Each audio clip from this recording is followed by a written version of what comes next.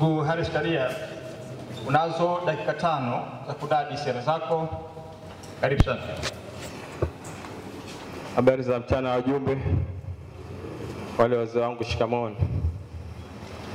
Mimi naitwa Haris Karia, ni makamu wa rais wa TFF, sasa hivi na kaimu rais wa TFF. Mimi nimeomba nafasi hii ya urais kwa sababu nimeona kwamba mimi ndio ninayefaa katika wagombea wenzangu. Pia naona kwamba niko vizuri kuliko wao kiuzoefu. Nimeanzia chini toka vilabu, toka uchezaji, nikaongoza vilabu wilaya, mkoa, na nimekuwepo ndani ya mkutano mkuu zaidi ya miaka 12, lakini pia nimekuwepo kwenye kamati ya utendaji vipindi viwili vya miaka 8.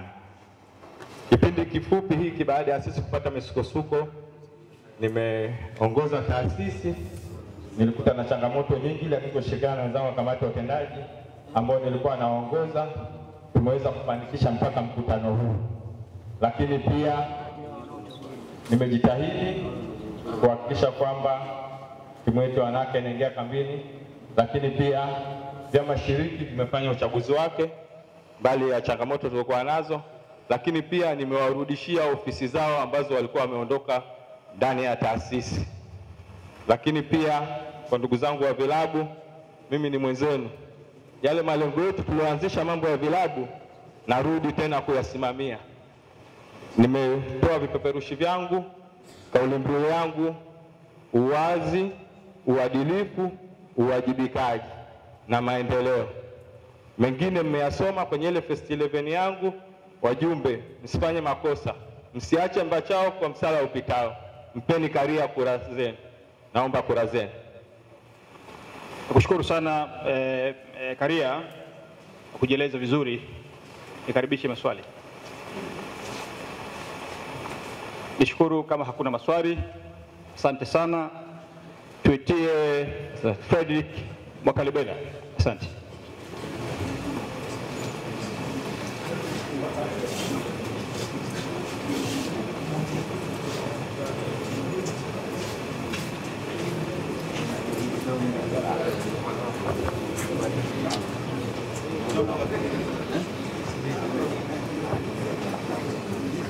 Karibu Mwakalibela, una dakika 5 za kunadi sera zako na kuomba kura. Karibu. Asante mwenyekiti.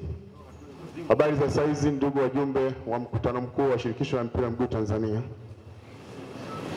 Kwanza kabisa napenda nichukue nafasi hii kushukuru kwa kamati ya uchaguzi kuweza kunipa fursa ya mimi kuwa mmoja wapo ya wagombea. Lakini la pili, nikipenda kuchukua nafasi hii pia kutoa pole kwa wanafamilia wa mpira wa miguu, wale wenzetu ambao wana matatizo ya hapa na pale.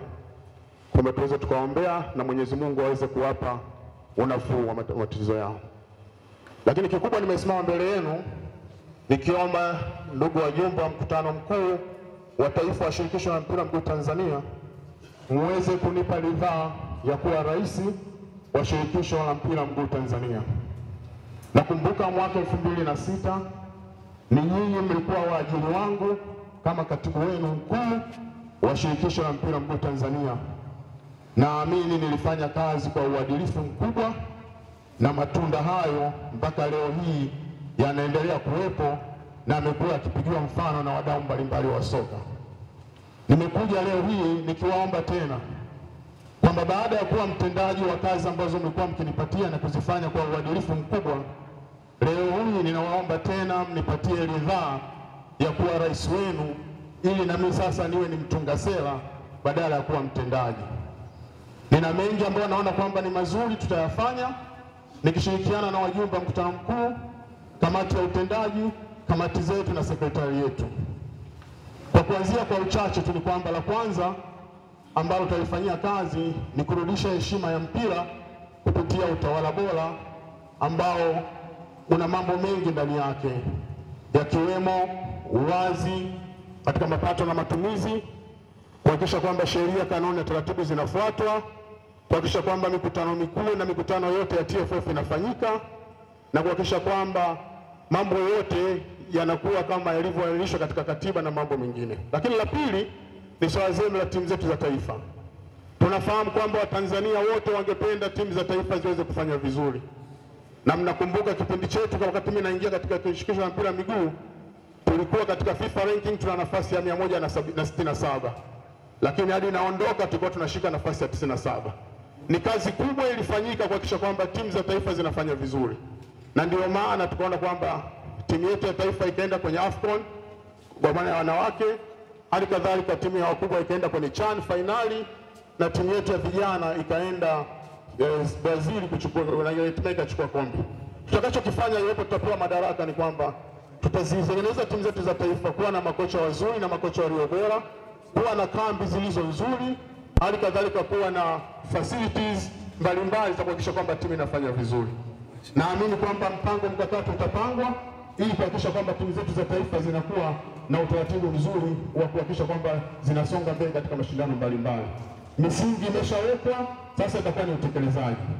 Lakini la tatu ni swala zima la vilabu, kwamba tunafahamu kwamba tunavyo vilabu vyetu mbalimbali ambavyo vinakuwa vina matatizo mengi, hususan matatizo ya kifedha na matatizo mengine. Iwapo kama nitapata ridhaa hii ya kuwa rais wa shirikisho la mpira miguu nchi, kwanza tutatengeneza michezo kwa maana mpira kwa uwe ni commercial, na pia kuweza kuwa na mikataba mizuri na wafadhili ili timu zetu ziweze kuwa na vipato vya kuweza kuendeleza mpira. Lakini sambamba na hilo, kwa upendo wa wanachama wetu kwa maana ya vyama shiriki na vyama vyetu vya FAs, tunafahamu matatizo mbalimbali ambayo yapo, matatizo ya ofisi, matatizo ya ruzuku, matatizo ya vitendea kazi na kadhalika. Mtakumbuka katika kipindi chetu ambacho tulikuwepo kama katibu mkuu, tulikuwa tunasaidia ruzuku kwa baadhi ya katika vyama vyetu shiriki na vyama vya mikoa. Tulisaidia kutoa vitendea kazi kama kompyuta, kama faksi, kama printer. Naamini nikipata ridhaa hii, haya yote yatarudi ili kuhakikisha kwamba vyama vyetu vyote vinakuwa vinafanya kazi katika uweledi unaostahili. Tukienda kwenye upande wa bodi ya ligi, haya muda kwamba kura. Ndugu zangu wajumbe wa mkutano mkuu wa shirikisho la mpira wa miguu Tanzania, kama mnavyofahamu, kijana wenu nimefanya kazi na nyinyi, mnajua utendaji wangu wa kazi, mnajua uadilifu wangu, mnafahamu jinsi gani nilivyoondoka katika shirikisho la mpira wa miguu nchini, na mnafahamu ni jinsi gani nimekuwa karibu na mpira, jinsi gani nimekuwa msikivu, na jinsi gani nilikuwa nikitekeleza yale mlikuwa mnafanya nitekeleze. Napenda nichukue nafasi hii adimu ya kuwaomba ridhaa yenu ili niweze kuwa kiongozi katika nafasi hii kubwa na muhimu katika nchi yetu ya kuongoza mpira wa miguu kama rais wa shirikisho la mpira wa miguu nchini. Kwa heshima na taadhima, ndugu zangu wajumbe, naomba kura zenu niweze kuwa rais wa shirikisho la mpira wa miguu Tanzania. Asanteni sana kwa kunisikiliza. Asante. Naona maswali, naanza kule nyuma. Apewe mic. Apewe mic. Apewe mic.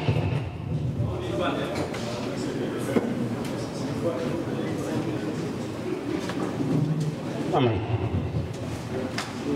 Mpe mic kule. Haraka tuko nyuma. Swali moja. Umekwepa uzembe katika utendaji wa TFF wa kusababisha fedha toka FIFA zisiletwe nchini. Tumekuwa na maneno mengi, uzembe mkubwa. Wewe utakapokuwa rais, utatumia njia zipi kuondoa uzembe huo na maneno mengi ambayo hayafai? Asante sana ndugu mjumbe, nashukuru sana kwa swali lako, na pia kabla sijalijibu labda niseme kwa nyongeza tu ni kwamba umenikumbusha sikupata nafasi ya kuzungumzia swali la bodi ya ligi. Kwa wale ambao waliangalia kwenye ajenda zangu, nilizungumzia kwamba bodi ya ligi itakuwa independent ili TFF tufanye kazi zetu na bodi ya ligi ifanye kazi zao. Sambamba na swali lako kuhusiana na masuala ya FIFA ni kama ifuatavyo. Kama mnakumbuka, katika kipindi nikiwa katibu mkuu wa shirikisho la mpira wa miguu Tanzania na Mheshimiwa Leonid Achila Tenga akiwa rais, hakuna siku hata moja ambayo FIFA imeshinda kutupatia fedha. Na tulikwenda mbali zaidi. Ni nchi ya kwanza ambayo ilipata miradi mingi kuliko nchi nyingine ya Afrika. Tuliweza kupata artificial turf Karume, tukapata artificial turf uwanja wa Uhuru, tukapata artificial turf uwanja wa Gombani, tukapata artificial turf ambayo imekwenda Nyamagana, ambayo mimi niliondoka ikiwa inakaribia kufika, na pia tukaisaidia mkoa wa Iringa kupata artificial turf. Ninajiamini katika utendaji wangu, FIFA wanataka nini, na nilikuwa nikitekeleza masharti ya FIFA na hususan katika kudhibiti mapato na matumizi ya shirikisho. Tulikuwa tukitumia kampuni ya kimataifa inayoitwa KPMG ambayo ilikuwa inatukagulia mahesabu yetu ya kila siku na kutoa ushauri, na ndio maana FIFA wakawa Tanzania wanaipigia upatu kwa kuweza kupata miradi mbalimbali. Kwa ndugu mweza swali, napenda nikuhakikishie kwamba iwapo utanipa ridhaa, na hakika tutaendelea kupata msaada na fedha mbalimbali za FIFA kwa sababu ya utawala bora ambao ninaujua jinsi ya kufanyia kazi. Naamini nikipata nafasi hii nitaendeleza utawala bora katika kazi na mapato ya fedha.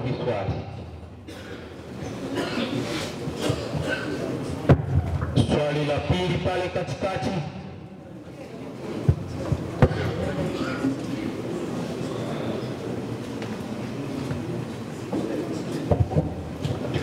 Asante. Naitwa Kolontondo kutoka Simiyu Katibu. Swali langu linaelekezwa kwa mgombea. Ninaamini ulipokuwa mtendaji wa shirikisho uliamua kustaafu kwa hiari yako. Je, huoni kwamba ukirudi kugombea nafasi hii, au ni jambo gani limekusukuma zaidi mpaka uamue kurudi kugombea nafasi ya urais wakati uliamua kustaafu mwenyewe? Asante sana kwa swali. Nafasi ya katibu mkuu ni ya kuajiriwa kwa mikataba wa miaka miwili. Nilifanya kazi mwaka 2005, 2006 mpaka 2008 nikamaliza mkataba wa kwanza. Kamati ya utendaji kaangalia ufanisi wangu wa kazi. Mgombea ujibu swali. Acha maelezo, jibu swali. Kwa sababu alisema niamua kuachia ngazi, lakini kwa jibu ni kwamba sikuachia ngazi. Nilimaliza mkataba wangu wa kwanza, nikamaliza mkataba wangu wa pili. Kwa hiyo usikuleniu mkataba tena wa tatu. Na kilichonisukuma kwa nini nichukue nafasi hii ni baada ya kuona baadhi ya mapungufu yanafanyika.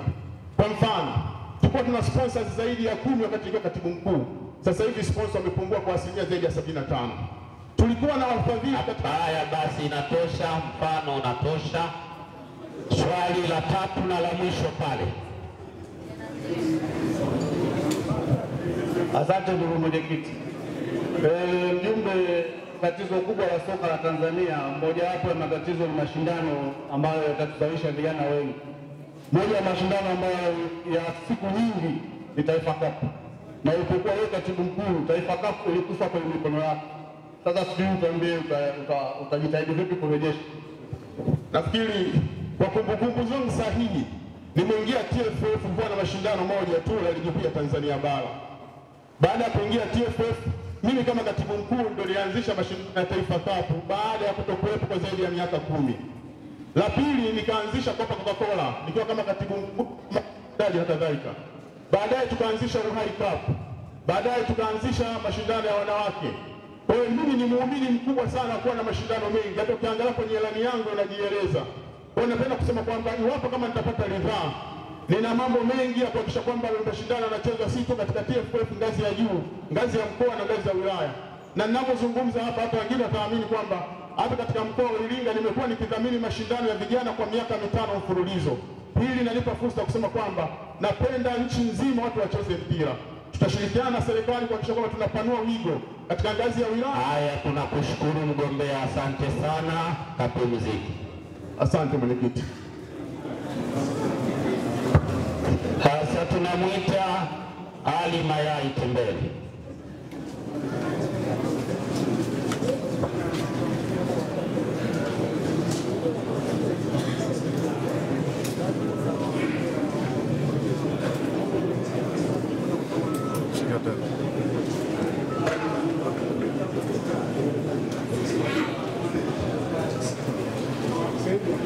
Ali Mayai, nazo dakika 5 nadi sera zako, omba kura.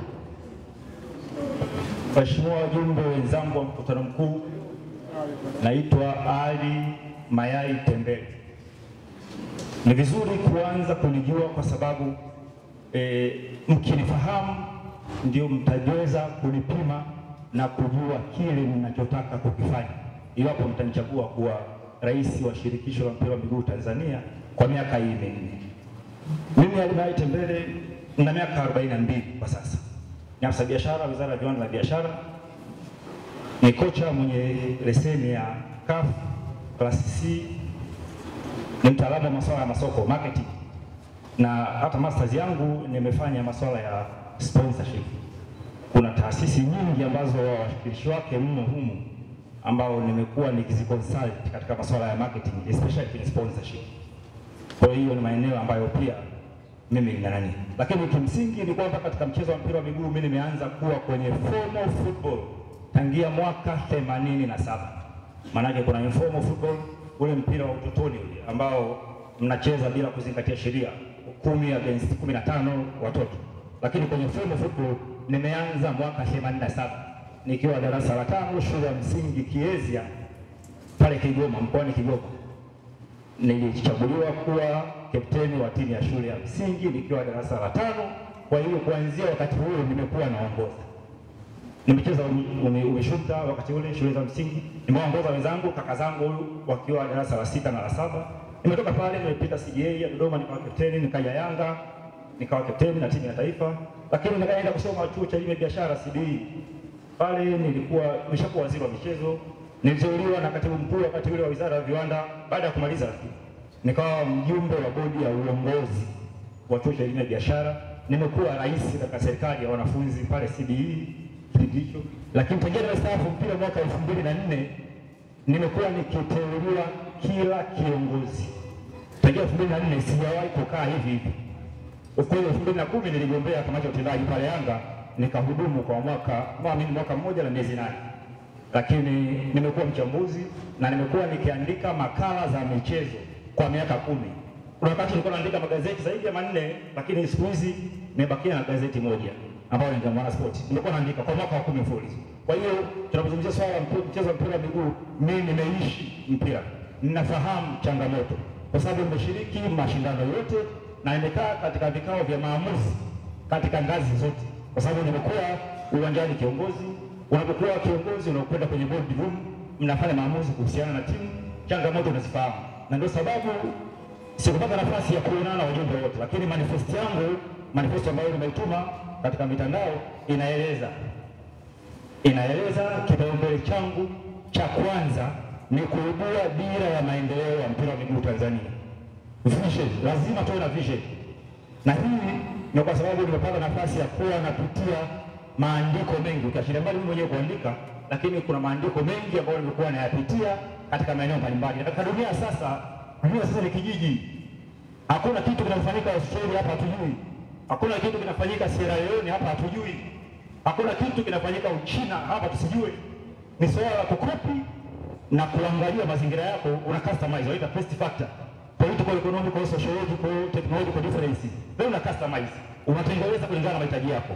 Wakati huu ni wakati wa kutengeneza dira ya maendeleo. Na ndio kitu ambacho nataka kusimamia katika ilani yangu. Sasa tutafanyaje kutengeneza dira? Uzuri ni kwamba ili mtengeneze dira ni lazima kwanza mfanye tafiti. Mjifanyie tathmini kama wadau, inahitaji national consensus. Lazima mkae kama wadau wa mpira nchi nzima, tukubaliane, alafu tuandae TWR ambazo tutapata guidance kutoka kwa wataalamu, kwa sababu tunao maprofesa, tunao madokta, lakini hatujawatumia ipasavyo kwa sababu wao ndio researchers. Hawezi kupanga mipango ya maendeleo bila kuwa na scientific data ambazo watakuwa tumefanyiwa na researchers wetu. Baada ya hapo ndio tutakuwa tumejua strengths zetu, weaknesses zetu, na kwa pamoja tutakaa tuwekee malengo yetu. Sasa hivi mashirikisho mengi duniani yamekuwa na dira za maendeleo. Ulikuwa unaangalia fazi, shirikisho la soka la Zambia. Wao walikuwa na dira una sekunde 10, omba kura. Naomba mnipigie kura ili tuingie katika historia ya kubadilisha mwelekeo wa mpira wa Tanzania. Tuibue dira ambayo itakuwa mwongozo kwa viongozi wote watakaokuja. Dira ya maendeleo ya taifa ya mwaka 2025 ili ibue mwaka 99 ndio ikawa unveiled. Wakaanza na 3-year development plan, ikaja phase 1 ya 4-year development plan. Sasa hivi ndio tunajua Magufuli. Tunakushukuru sana. Asante. Maswali? Mpe maiki pale katikati. Ali Mayai Tembele, nakufahamu vizuri. Tumecheza wote mpira. Swali langu linakuja kwako. Umekuwa huko kwenye chama cha wachezaji. Na chama kile kimekuwa kama chaka la watu wachache na kudonoa baadhi ya watu wachache kutoka mikoani kuja kufanya chaguzi za kihuni Dar es Salaam. Leo unataka mamlaka makubwa ya nchi. Je, utayaleta yale unayofanya huko ulipokuwa kwenye chama cha wachezaji? Nashukuru kwa swali zuri. Ni swali zuri. Naomba nikuhakikishie mjumbe, Sputanza ni kweli mimi ni mjumbe mkuu mkuu kupitia Sputanza. Na ni term ya pili. Of course nimeingia rasmi mwaka 2013. Mabadiliko yangu ambayo ninahusika mimi moja kwa moja tulikuwa na mwenyekiti wangu Musa Kisoki na katibu Said George. Hakuna mtu alikuwa anaelewa majukumu ya Sputanza. Kwanza tumecreate awareness. Moja kati ya vitu ambavyo vikubwa tumevifanya ni ku-create awareness kwa wachezaji, na jukumu letu la kwanza la katiba ni kusimamia maslahi ya wachezaji, na miongoni mwa maslahi hayo ni kuhakikisha wachezaji ambao sisi tunawasimamia katika level ya taifa wanakuwa na bima za afya katika michezo. Tunapozungumza sasa hivi, shirikisho la mpira wa miguu katika hii ligi inayoanza msimu huu wameweka kanuni kama hakuna bima ya wachezaji ni kwa sababu ya sisi Sputanza. Hilo ni kitu cha kwanza, lakini kitu cha pili, Sputanza ilivyokuwa miaka let's say 6-7 iliyopita ni tofauti na sasa hivi. Zamani watu wengi walikuwa wanajua Sputanza ni chama cha wachezaji wa zamani. Sisi ndio tulikuwa tumekuja, tulikuwa tunatoa elimu kwa umma kupitia vyombo vya habari mbalimbali, ana hasa wachezaji wanapokuwa wanapata matatizo, kwamba hiki ni chama cha wachezaji wanaocheza sasa hivi, isipokuwa huwa kinaongozwa na wachezaji waliocheza, kwa sababu wale wanaocheza sasa hivi hawana muda. That's the best practice. Haya, tunakushukuru kwa majibu yako marefu sana. Asante. Swali la pili pale haraka haraka.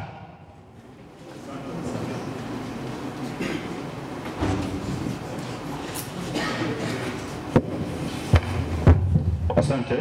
Swali langu, katika nimepitia sera zako ambazo umezungumza, sijaona mahali popote ambapo umezungumzia kuweka mahusiano kati ya mikoa na TFF. Na kuna changamoto kubwa kwamba tunapokuwa tumechagua viongozi wanasahau utendaji wa vyama vya mpira kwa mikoa. Ni mikakati ipi utakayoifanya ili kuboresha hilo? Nashukuru kwa swali zuri. Dira yangu ime-highlight, imeelezea ile manifesto yangu, na ndio sababu nimesema kitu cha kwanza ni dira. Sasa ni vizuri nipata nafasi ya kuelezea vizuri dira, kwa sababu ili uiandae dira ni lazima ufanye research. Ukifanya research, sasa hivi hakuna mtu anaweza kusema kwamba hakuna data ambayo tunazo nazo kwamba mimi nitasema tutapeleka Tanzania sehemu fulani. Kwa research hiyo ifanyike.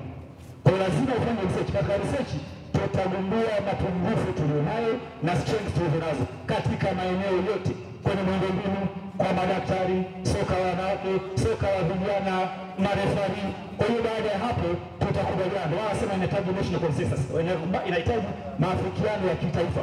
Tunakubaliana kwa pamoja kwamba sasa kwa strengths zetu tulizonazo na weakness hizi tulizonazo. Haya, majibu yanatosha. Rudisha mic. Swali la tatu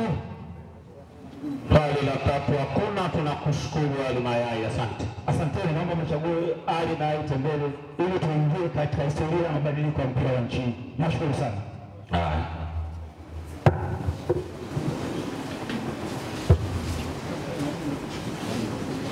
Nakuita Shija